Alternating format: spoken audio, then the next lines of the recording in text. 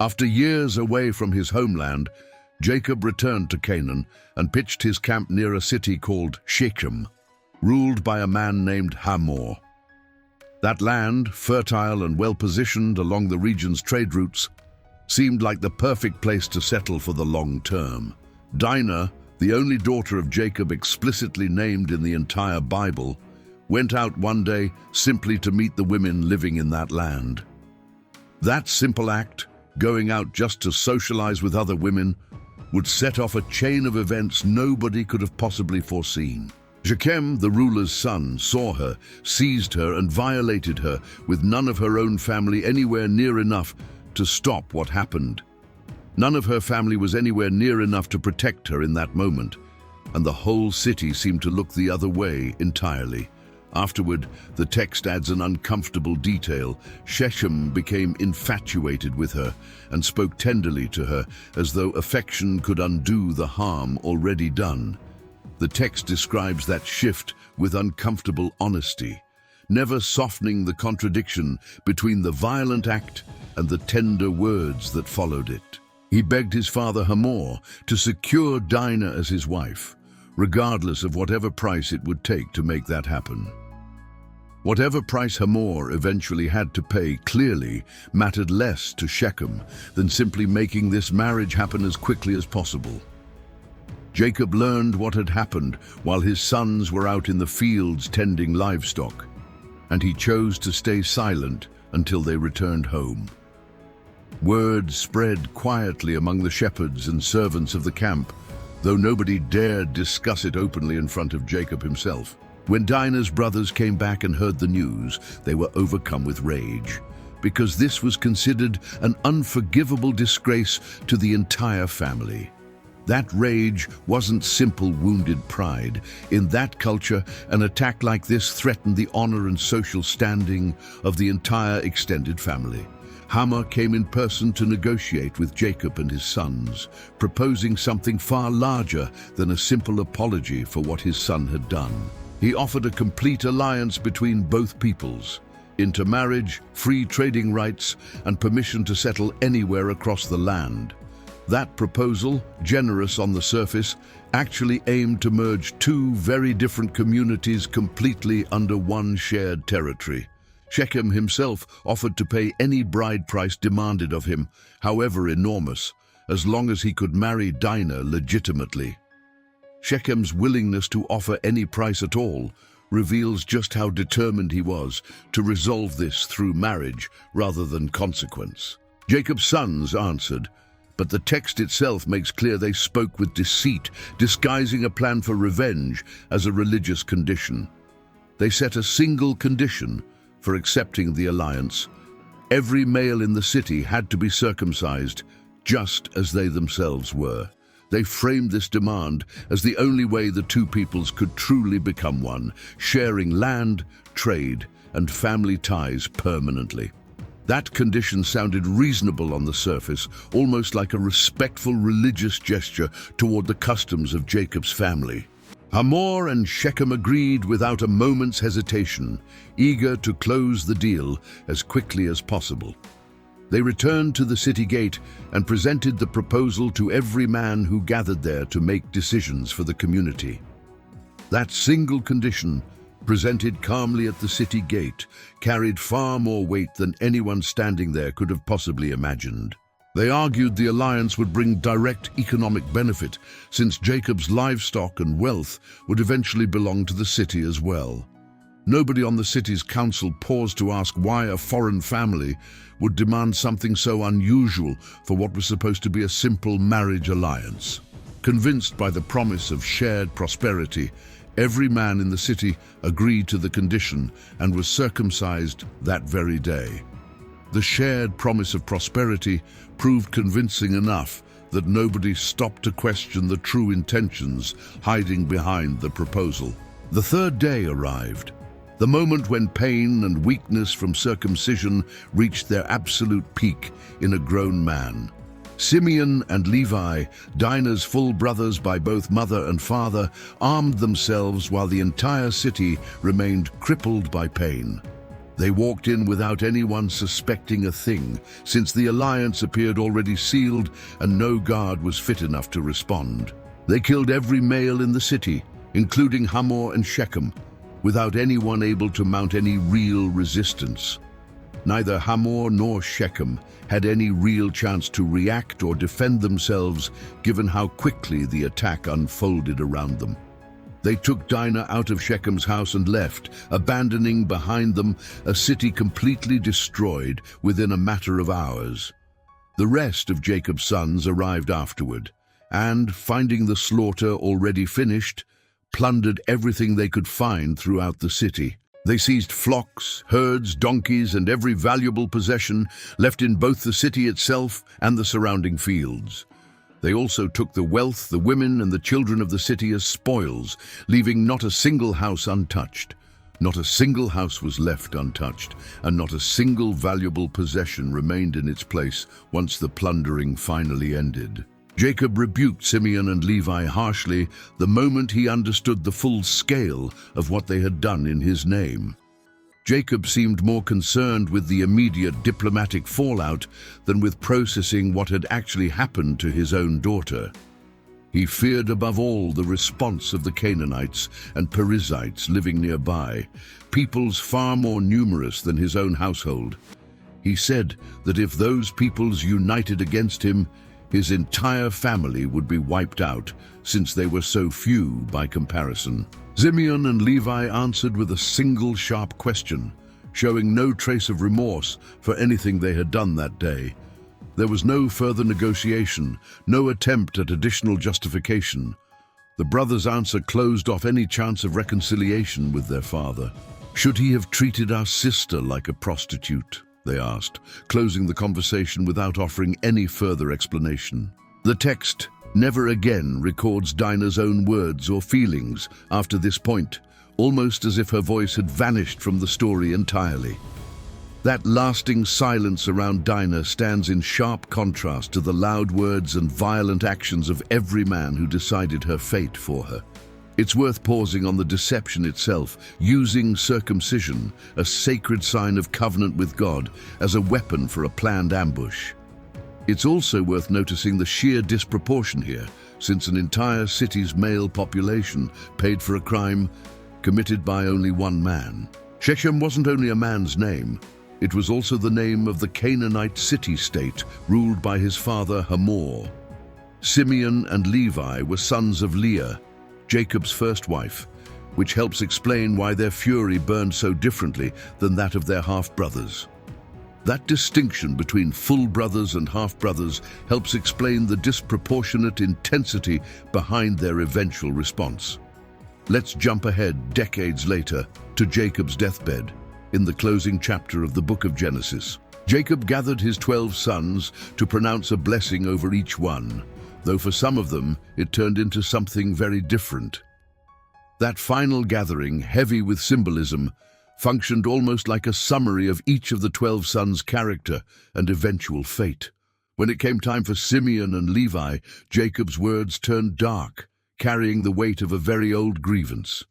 He called their swords instruments of cruelty, cursing their anger for being fierce and their wrath for being so relentless. That deathbed curse carried the accumulated weight of an entire lifetime spent watching the consequences of family violence unfold. He vowed to divide them within Jacob and scatter them throughout Israel as final punishment for what happened at Shechem. That punishment, remarkably, ended up coming true with striking precision throughout the later history of the nation of Israel. Jacob's own language, unusually harsh in tone, stood in sharp contrast to the far more favorable blessings given to several other brothers. The tribe of Levi never received its own territory, remaining scattered among the other tribes, dedicated instead to priestly service. That scattering, however, would later transform into a central priestly role at the very heart of Israel's religious life. The tribe of Simeon, meanwhile, was eventually absorbed almost entirely into the territory of Judah, losing its distinct identity over time. Two brothers who once raised the sword to defend their sister's honor unknowingly sealed the future fate of their own descendants. Nobody in the story ever pauses to ask what Dinah herself thought of the solution her own brothers chose on her behalf. It's fair to wonder whether Jacob's fear was justified or whether the punishment was unfairly applied so many years later. That striking detail, easy to overlook, suggests forces at work in this story well beyond simple human politics and family anger. Let's return to the immediate aftermath. Jacob had to break camp and move because of the danger the massacre had created. That forced relocation shows just how much the massacre's practical consequences shaped every decision Jacob made afterward as a family leader. God commanded Jacob to head toward Bethel and settle there, moving completely away from the area surrounding Shechem.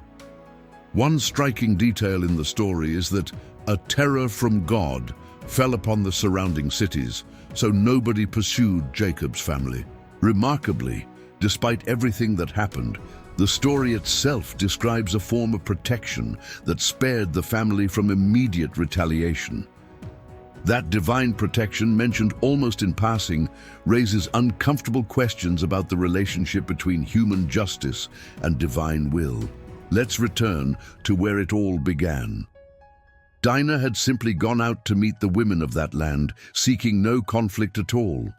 That detail alone has fueled centuries of debate over exactly where responsibility and circumstance truly belonged in this story. Not even the city's elders, usually cautious before such drastic decisions, raised a single objection before accepting the imposed condition. It's uncomfortable to note that Shechem, after the violence, expressed what looked like genuine affection for Dinah in front of his own father.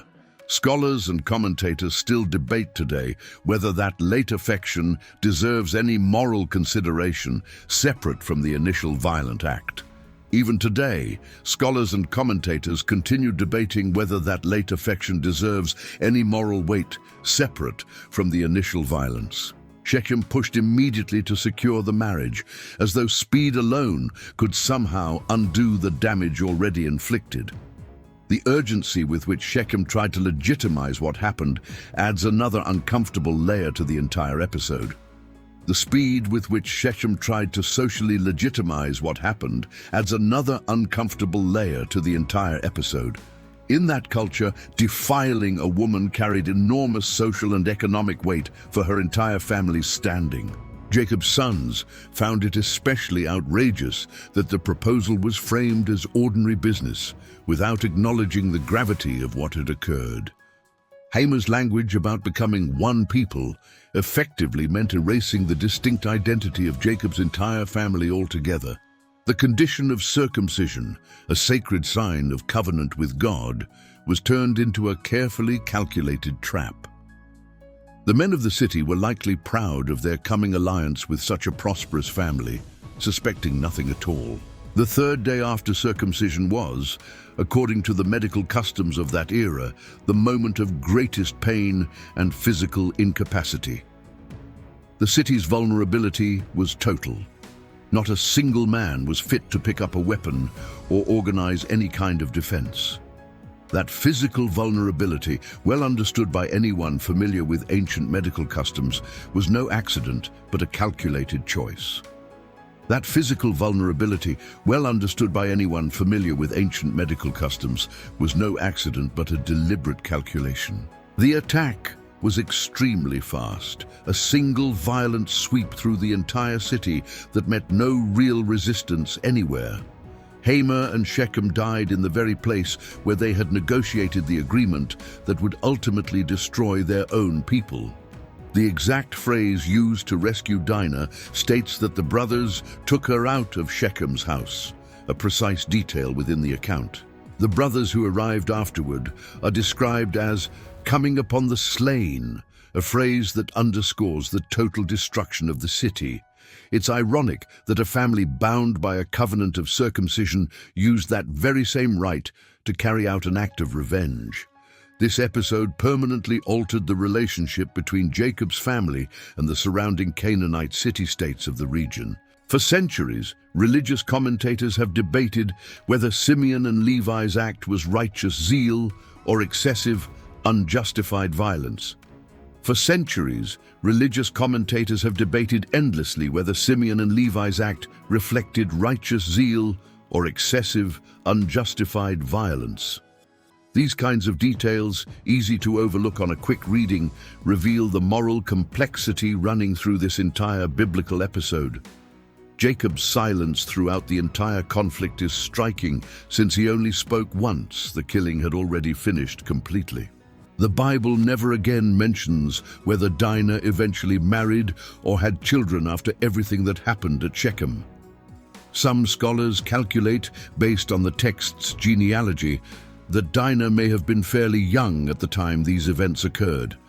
There is a constant tension here between defending family honor and endangering the survival of the entire family through that same defense. This is one of the few biblical stories where an entire city's fate hinges on a strictly private, personal family tragedy. The account sits between two much larger promises: God's covenant with Abraham and Jacob's later journey down into Egypt. Perhaps the most striking part is that circumcision, the literal mark of belonging to God's covenant, became the mechanism of a massacre. Some theologians debate whether the brothers' reaction reflects genuine zeal for justice or a family dysfunction inherited from Jacob's own life of deception. That pattern of manipulation and deceit seems to follow this particular family across several successive generations within the book of Genesis. Jacob himself had once deceived his own father and brother. Here, his sons deceive an entire city, an unsettling echo across generations. This pattern of deception resurfaces repeatedly throughout this specific family line within the broader narrative of Genesis. The episode also foreshadows future friction tied to territorial inheritance and the distinct identity of specific tribes of Israel. Two brothers protected their sister's honor at any cost, yet their own descendants paid that exact price generations later. That uncomfortable silence surrounding Dinah's voice has been repeatedly pointed out by modern readers as one of the story's greatest absences. Generations later, the descendants of these two tribes would quietly carry the weight of a decision made in a single day. It's fair to ask directly, was this justice, revenge, or some inseparable mixture of both at once? Few stories capture the razor's edge between justified anger and uncontrolled violence as sharply as this one does. These kinds of details, easy to miss on a quick read, reveal the moral complexity running through this entire biblical episode. Unlike many biblical judgment stories, here it isn't God who strikes down the guilty, but two brothers acting entirely on their own initiative. It's notable that no divine command ever authorized the massacre, a striking contrast with other conquest narratives found throughout the Bible. That absence largely explains why later tradition treats this act with ambivalence rather than full approval. The text repeats the phrase "every male" deliberately, underscoring the complete totality of the killing carried out that day. Women and children were taken as plunder rather than killed, a notable detail alongside the death of every man in the city. It's striking how quickly the moral argument shifted from "let's avenge our sister" to "we've profited from a massacre." This moral ambiguity is likely the reason this story remains far less known than other, more triumphant biblical narratives. For obvious reasons, this story rarely appears in children's Bible retellings or in religious educational materials. Despite its harshness, the account is preserved in full within Genesis, without omission or softening in the original text. Jacob expressed his fear with one very specific phrase, "You have made me stink among the inhabitants of that land." That exact word choice reveals a raw, practical fear rather than an immediate moral judgment about right or wrong. That contrast stands out sharply when compared with other episodes where the divine intervenes in a far more direct and explicit way. That pattern of manipulation and deceit seems to follow this particular family across several successive generations within Genesis. The final conclusion feels inevitable. The very sword that avenged a sister's honor ended up scattering her own brother's descendants. A single act of revenge, carried out in a single night, quietly rewrote the future of two entire tribes of Israel.